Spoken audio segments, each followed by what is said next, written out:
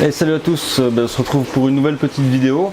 Alors aujourd'hui on va pas parler directement des fourmis mais d'un aménagement que je vais faire pour elles, si vous voulez. Donc vous avez déjà tous vu la batterie d'élevage que j'utilise pour les coupeuses de feuilles. Donc le principe est simple, c'est une étagère avec un circuit d'eau qui tourne en circuit fermé.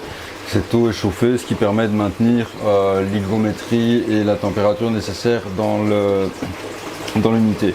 Alors pour l'instant on est sur une filtration mécanique, biologique et mécanique classique, donc à savoir avec de la mousse filtrante et du charbon de bois. Maintenant j'aimerais bien avoir une eau un peu plus claire et moins colorée, parce que vous voyez quand même toujours un peu brune, parce qu'il y a de nombreuses colonies, donc ça fait beaucoup de déchets. Et du coup je pensais transformer un peu le système en système aquaponique, en remplaçant progressivement la masse filtrante par des végétaux. Alors pour ça, je vais utiliser l'étage inférieur, qui est l'étage qu'on utilise pour la filtration.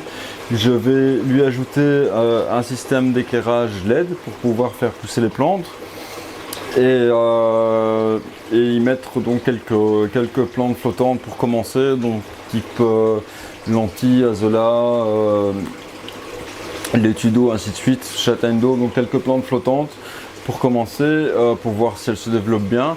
L'objectif c'est quoi? C'est que ces plantes se développent en puisant dans l'eau la matière organique qui aurait été jetée par les fourmis, si vous voulez. Donc ça va me permettre d'assainir l'eau d'une part, et deuxième part, si le système fonctionne bien, ça pourrait aussi devenir à terme une zone de production de plantes pour aménager les terrariums. Donc si ça fonctionne bien avec ce type d'éclairage, c'est une solution que je vais sans doute continuer à exploiter. Simplement, pourquoi? Pour avoir une mini pépinière de production de plantes de terrarium, ne serait-ce que des mousses ou des choses comme ça. C'est toujours intéressant d'avoir une unité qui en produit abondamment. Et pourquoi pas aussi, ça on va voir comment elles réagissent, mais il n'est pas exclu que les fourmis coupeuses de feuilles acceptent de couper certains de ces végétaux aquatiques. Et là je pense particulièrement aux lentilles d'eau. Donc la lentille d'eau étant extrêmement prolifique, c'est quelque chose dans l'eau chaude ici sous éclairage qui va se développer très rapidement. Je vais quand même essayer d'en proposer directement aux coupeuses de feuilles pour voir si au final on n'arrive pas à faire tourner cette unité quelque part en circuit fermé, avec une production de lentilles d'eau à l'étage inférieur qui pourrait être utilisée pour nourrir partiellement, voire peut-être totalement, les colonies qui sont au-dessus. Donc ça pour l'instant c'est une hypothèse, je ne sais pas du tout si ça va fonctionner, ni même si elles vont accepter. En tout cas on va s'amuser à tester ça. Donc on va commencer par installer l'éclairage sur l'étage inférieur, et ensuite on va y mettre quelques plantes. Avant de mettre l'éclairage, je vais comme tous les 2-3 jours rajouter un petit peu d'eau dans l'unité, ce qui permet de compenser l'évaporation, parce que faut bien s'imaginer qu'une installation comme celle-ci, avec de l'eau qui circule, qui tombe en permanence et qui est chauffée, ça évapore en quantité importante. Donc ça évapore clairement plus de 10 litres par jour sans aucun problème. Du coup je dois compenser en ajoutant de l'eau régulièrement, et ce petit afflux d'eau me permet une double fonction aussi, puisqu'il va me permettre provisoirement d'augmenter le courant sur les différents étages, et donc un petit peu de balayer l'excédent de feuilles mortes, de matière organique qui traînerait éventuellement sur les différents étages. Comme ça va tout pousser vers le bas, ça va tout pousser vers le système de filtration, et de là ça pourra être assimilé par les plantes et puis remonter pour reprendre le circuit fermé. Donc je vais commencer par mettre un peu d'eau. Essayer de pas trop en mettre partout, mais bon, en général il y a toujours un petit peu qui tombe.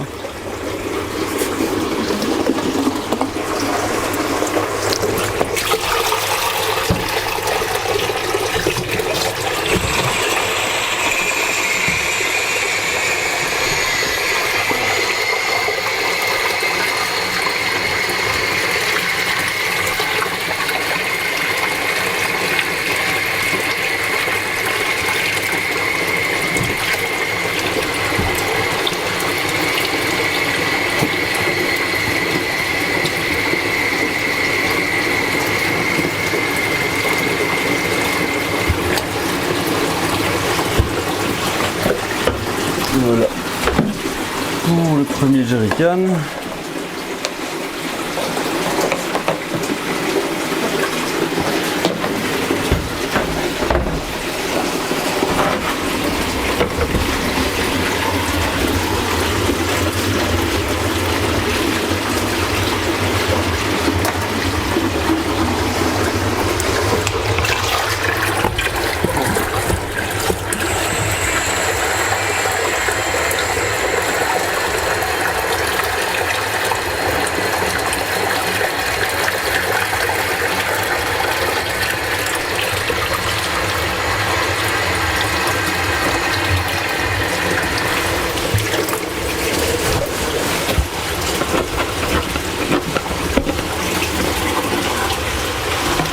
Je vais attendre avant de mettre le reste, il ne s'agit pas de tout faire déborder non plus. Voilà, donc on va passer à l'installation de l'éclairage. Donc ici j'ai opté pour un petit système à LED avec un dimmer intégré, donc ce ne sera pas très puissant, hein, mais on va voir si ça fait le taf pour l'installation qu'on veut faire ici. Donc je vais coller ça sous l'avant-dernier étage.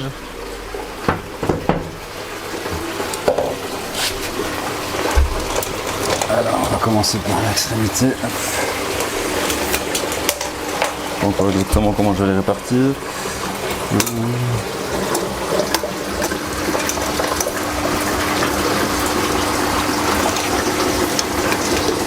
Simplement une petite guirlande de LED.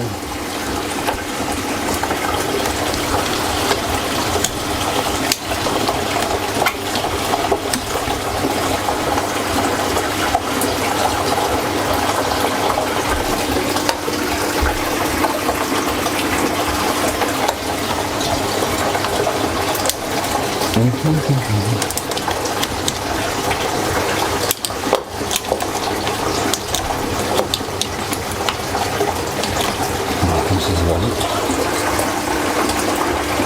Voilà.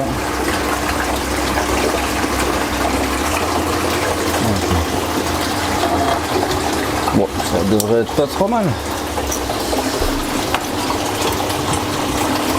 Ouais. Ça va être pas trop mal. Alors, on a un petit double face pour le fixer, mais je pense que je vais voir si je mets uniquement ce double face ou si je mets un petit complément de silicone pour que ça ait l'air assez correct. En tout cas, ça colle bien.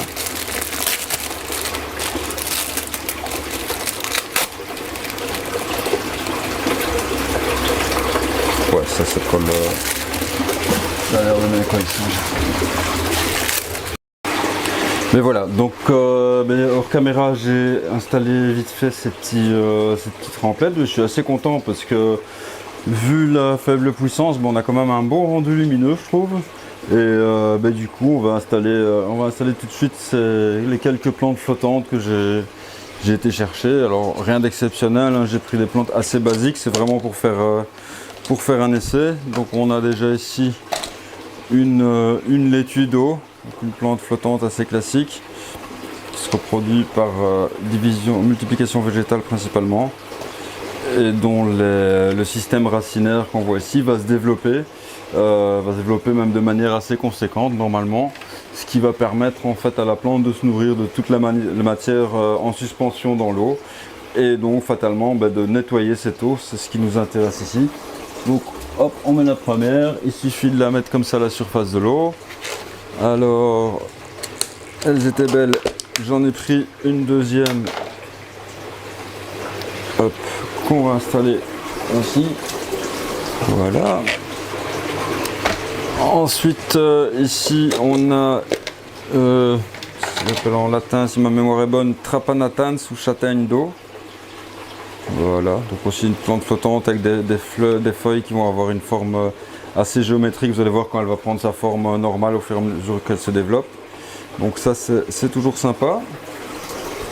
Alors deuxième chose assez sympa ici, c'est qu'on voit qu'il y a pas mal de petites plantes flottantes, notamment la petite lentille, donc l'Emna minor, et des Azolla caroliniana, qui sont deux plantes Deux plantes flottantes à très fort développement qui vont pomper énormément de nitrate dans l'eau.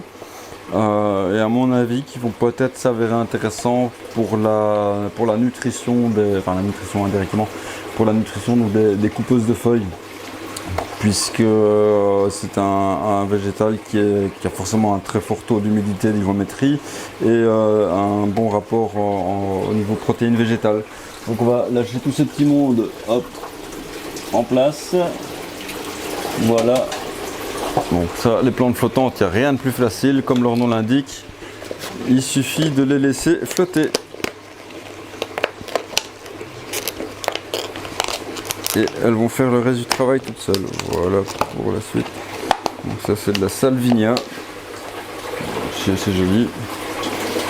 Et normalement tout ça devrait proliférer, voilà, assez facilement. Voilà. Donc on va voir ce que ça donne d'ici quelques jours, quelques semaines, voir si ça pousse bien, s'il y a une différence notoire au niveau de la clarté, éventuellement la couleur de l'eau un petit peu. Et si tout le monde se porte bien, bon, ce qu'on va faire c'est élargir un peu l'assortiment de végétaux, donc mettre quelques végétaux différents. Je vais déjà dès aujourd'hui, je pense, mettre quelques morceaux de mousse de java, donc la mousse de java comme celle que j'utilise dans les terrariums, parce que si elle prend bien là-dedans, ça me pourrait me faire une belle petite réserve de mousse de java. Et puis au fur et à mesure des trouvailles sur le salon, les bourses, les échanges et autres, eh bien on verra ce qu'on trouvera comme plante intéressante à mettre là-dedans. Si ça fonctionne pour l'étage du bas, on fera probablement quelque chose de similaire dans l'étage du dessus. Là je sais pas encore si je vais mettre ou des végétaux ou garder pour des plus grosses colonies de coupeuses. On va dire que c'est en phase de test. Voilà, j'espère que cette vidéo vous aura plu aussi, même si on sort un peu du domaine des fourmis, mais ça reste somme toute assez intéressant. Et de nouveau on se suit d'ici quelques semaines pour un petit rapport sur cette installation et voir comment ça a tourné.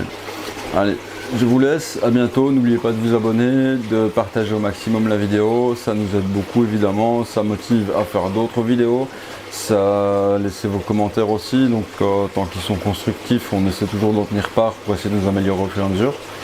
Et voilà, j'espère que ça vous a plu, à la prochaine, et prenez soin de vous, salut.